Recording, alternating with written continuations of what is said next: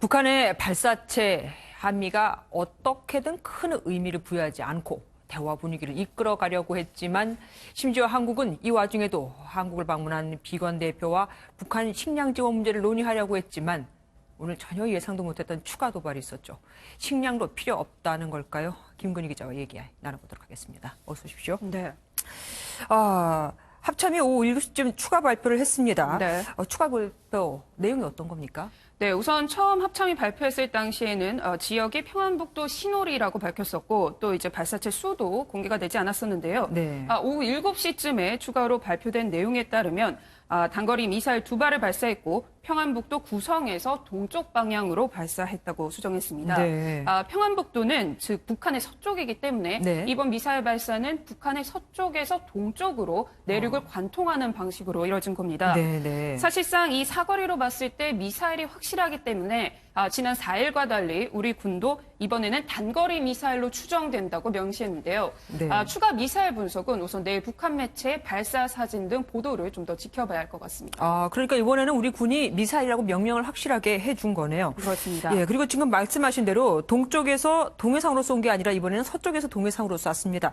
의미를 어떻게 둬야 될까요? 우선은 북한에서도 어느 정도 수위를 좀 조절한 것으로 보입니다. 만약 미사일을 동쪽에서 동해상을 향해 쐈다고 하면 네. 동해로 떨어질 가능성도 있는데요. 하지만 서쪽에서 북한의 내륙을 관통하게 되면 네. 상대적으로 북한의 가까운 바다에 떨어지게 됩니다. 네. 그렇다 보니 이번 이제 미사일 발사에서는 과거에 비해서는 좀 더 이제 도발 수위를 그 정도까지는 끌고 가지 않겠다라는 의도로 해석이 되는데요. 네. 다만 어쨌든 이번은 이제 미사일을 2번이나 발사했고 또 이제 우리 군이 밝힌 것처럼 단거리 미사일이 명확하다는 점에서 지난 4일 발사에 비해서는 북한이 군사 도발 수위를 높여가고 있다 이렇게 평가해야 할 것 같습니다. 예. 그런데 이 거리를 보면은 소름이 돋습니다. 한 발은 400km를 날아갔고 한 발은 270km를 날아갔다고 하는데 270km면 얼추 서울에 닿아요. 그렇습니다. 북한의 단거리 미사일이면 충분히 이제 서울도 타격 가능한 범위 안에 들기 때문에 상당히 위협적이라고 평가할 수 있는데요. 그런데 딱 일부러 270km를 맞춘 듯한 느낌도 든단 말입니다. 그렇습니다.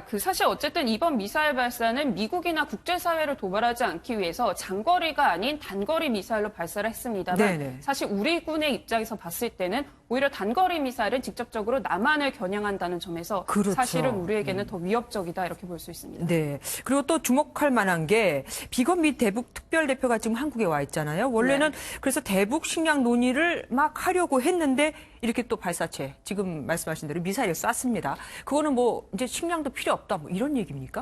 일단은 좀 북한의 의도에 대해서 좀 판단을 해봐야 하는데요. 우선 이제 비건 대표 같은 경우에는 어제 저녁에 입국을 했고 또 네. 이번 방한 기간 동안에 우리 정부와 대북 식량 지원 문제를 논의할 것으로 알려졌습니다. 네. 오늘 아침에 우리 측 카운터파트인 이도훈 외교부 한반도 평화교섭본부장과 조찬을 함께했고 내일은 청와대를 방문할 것으로 전해졌습니다. 네.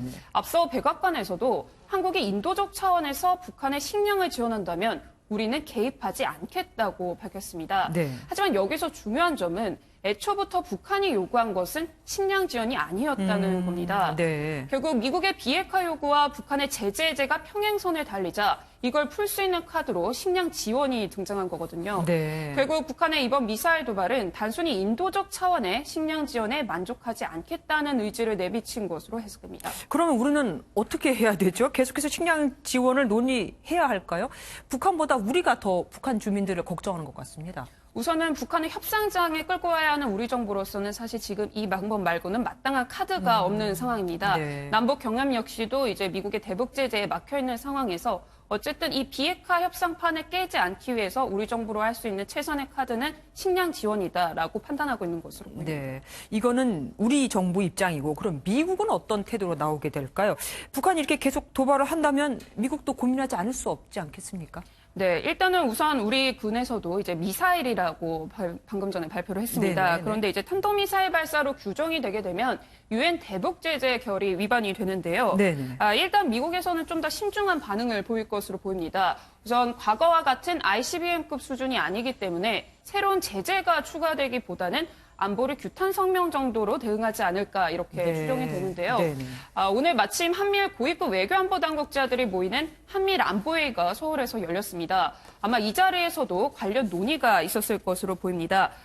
결국 중요한 건 북한이 최근 이런 심각한 식량난에도 불구하고 제재에 굴복하지 않고 군사 도발을 강행하겠다는 의지를 내비쳤다는 겁니다. 네네. 과연 이 선택이 긍정적으로 작용해 미국이 북한을 적극적으로 끌어들일지 아니면 오히려 역효과를 낳을지는 조금 더 지켜봐야 할 것 같습니다. 예, 오늘 말씀 감사합니다.